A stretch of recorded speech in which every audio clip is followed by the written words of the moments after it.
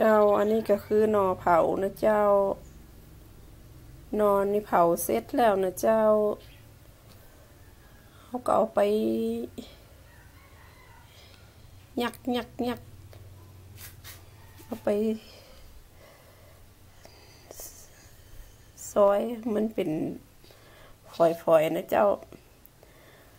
เสร็จแล้วก็เอาไปต้มหรือว่าเอาไปแกงใส่ไก่ก็ได้นะเจ้าหรือว่าเอาไปนอนนางเนี่ยนอนนางที่ว่าใส่ผักใบยานางนะเจ้า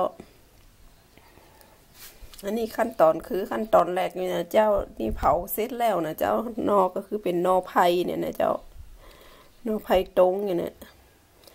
จะเป็นนอไผ่ตรงหรือนอบงนออย่างก็ทำได้เหมือนกันนะเจ้า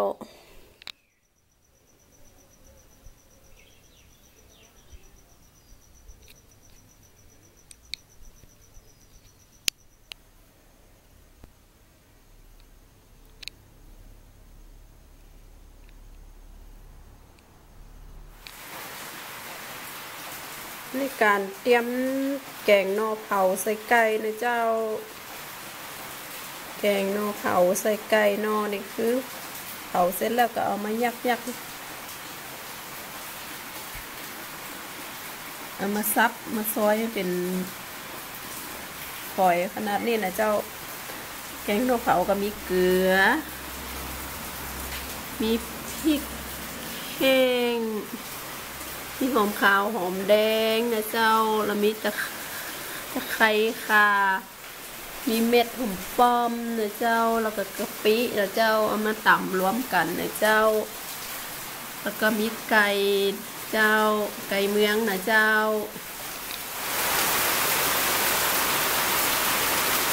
อันนี้น้ำพริกติดต่ำแล้วนะเจ้าเราเอามาคั่วด้วยน้ำเปล่านะเจ้าคั่วน้ำพริก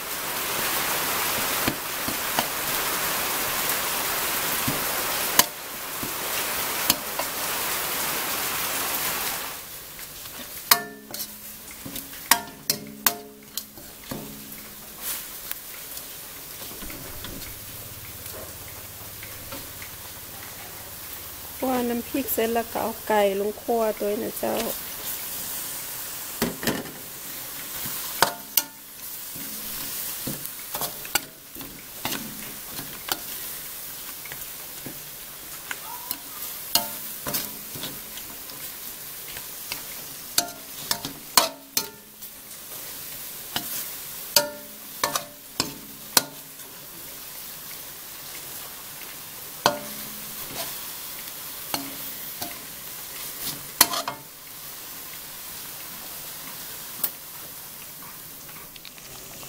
อันนี้หน่อเผาเขาต้องต้มก่อนนะเจ้า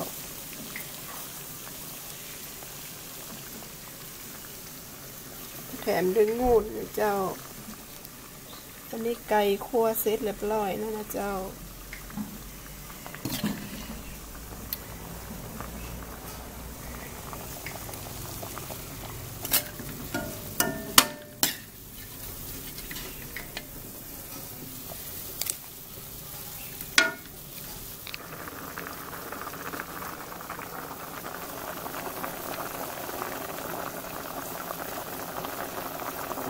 แกงนอเผานี่ก็ซุกแล้วนะเจ้า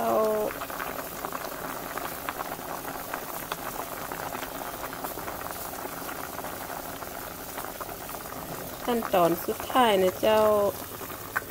ก็จะมีงูนใส่งูนด้วยนะเจ้างูนเส้นนะเจ้าแล้วก็ขาดมาได้ก็คือต้นหอมป้อมผักป้อมต้นหอมนี่นะเจ้า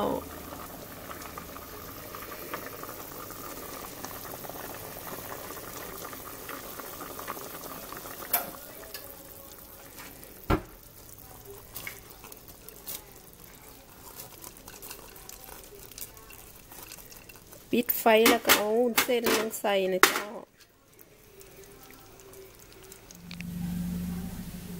แกงนอเผาใส่ไก่เมืองใส่อุ่นเส้นก็เสร็จเรียบร้อยแล้วนะเจ้า